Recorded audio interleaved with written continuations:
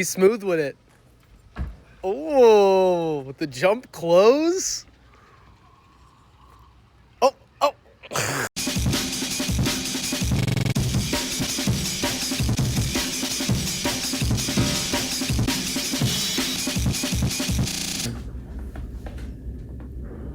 at the waxing, sorry.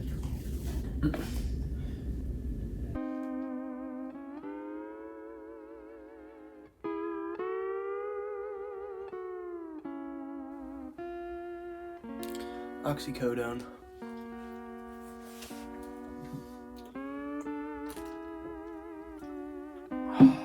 Quick little update on my life as of lately.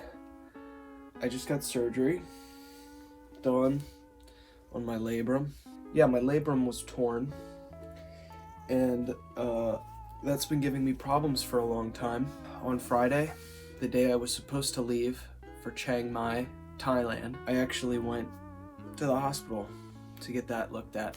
So now we are on the road to recovery. No movement for about 3 weeks, and then I start PT, and then after that we can look into training again after about 3 months. Things have changed a good bit. I think that's it for this video. Liam over here, he's gonna find out if eating a Wawa panini is a good pre-workout. So we're gonna check back in later. Hell yeah. My next journey, my next trick is to try to change my pants. Been wearing the same clothes for the last 3 days straight. I'm not gonna show you guys me putting my underwear. That's why I have the camera only going from the waist up.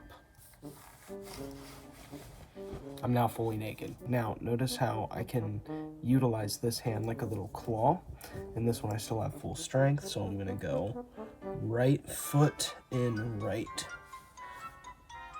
left foot in left, pull, and we now have underwear on. Okay.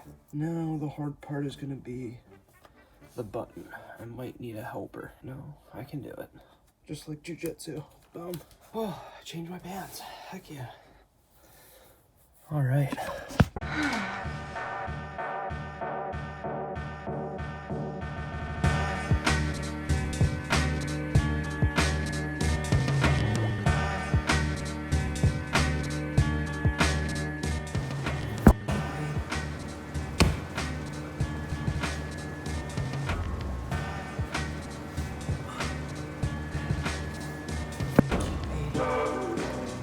All right, so today was my first day working out since the surgery.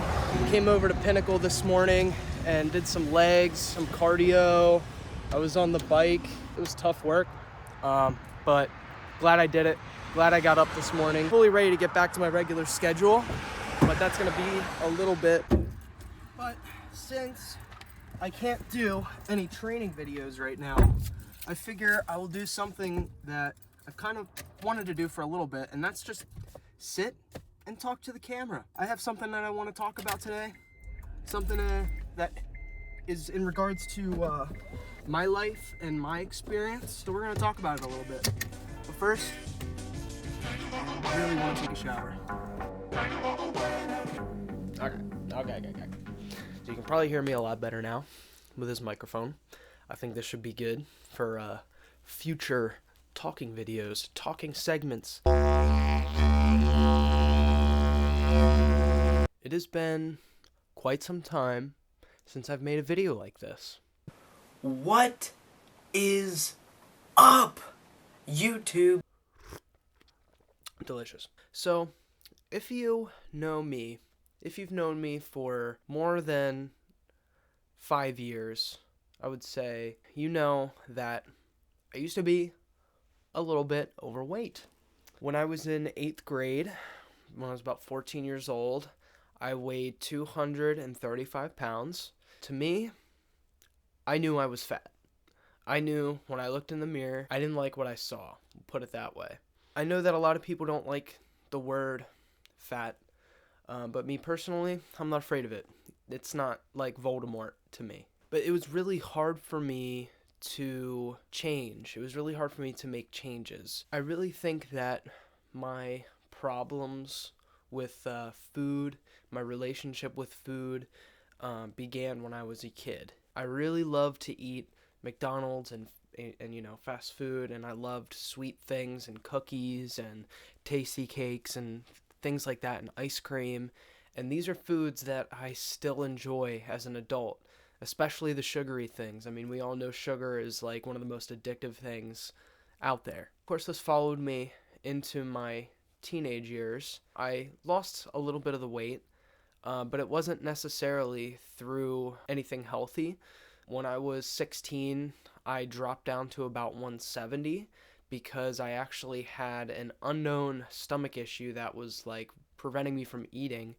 And basically, I would wake up every morning before school and I would throw up. And that lasted for a little while. And I actually became a vegetarian for a couple years. And I was vegetarian on and off for a long time. For years, my relationship with food was very confusing.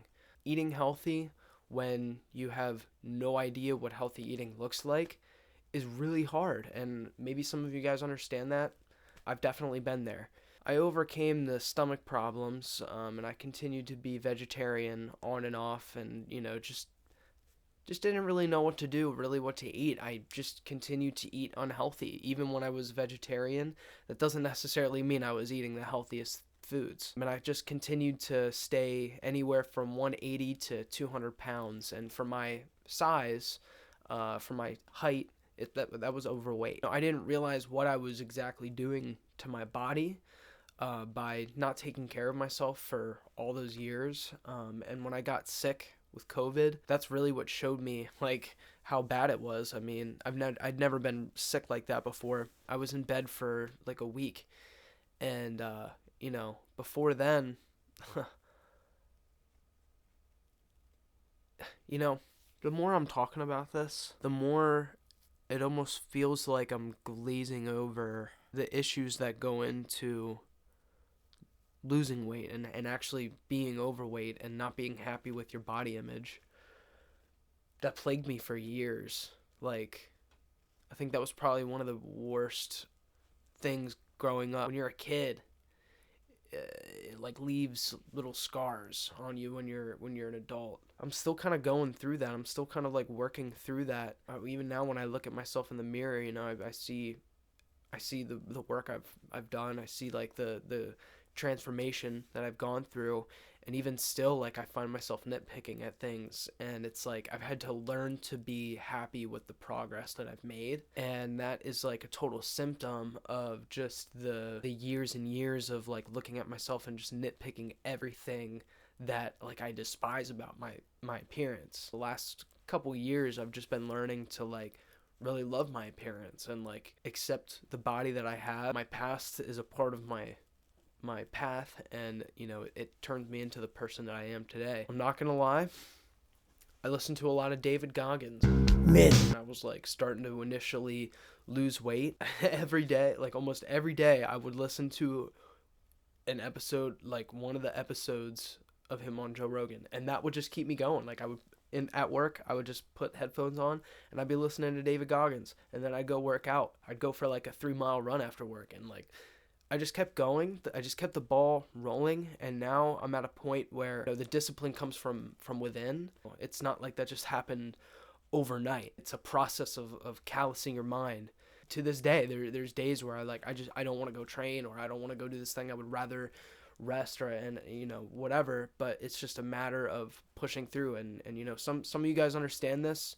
To some of you guys, I'm just preaching to the choir, but to a lot of people, that it takes that extra push, and it takes the understanding of the difference between motivation and discipline, where motivation is like it's a fleeting feeling. Motivation, it comes and goes. To have discipline means you don't care about how you feel. It doesn't matter how you feel. It just matters that the work needs done. Everybody, we all trip, we all have the falters, we all have moments where we didn't see it through, but it's just a matter of like getting back up again, and that's been kind of my journey so far. Like even with this injury, it's like now I just have to keep pushing forward. Yeah, I don't know. I've just realized how easy it is to go on a tangent. Thought about maybe like writing a script out, but I kind of wanted this video to just be like pretty natural and pretty like just off the dome. I feel like if I wrote a script, it would be too mechanical, and I wanted to just to talk about my past a little bit. Anyways, that's all I have for you guys today. I just wanted to talk a little bit about my past, a little bit about who I was and the struggles that I've been through, because I've definitely been there. I've experienced the hardships of going through weight loss and, you know, trying to make a change and trying to change lifestyle. I understand how difficult that can be, so I just wanted to touch on that and, you know, let you guys know what was going on with the shoulder. But other than that, stay tuned, and I'll see you guys later. Peace. Was the panini a solid pre-workout? No. No? 0 out of 10. Do not recommend it. All right.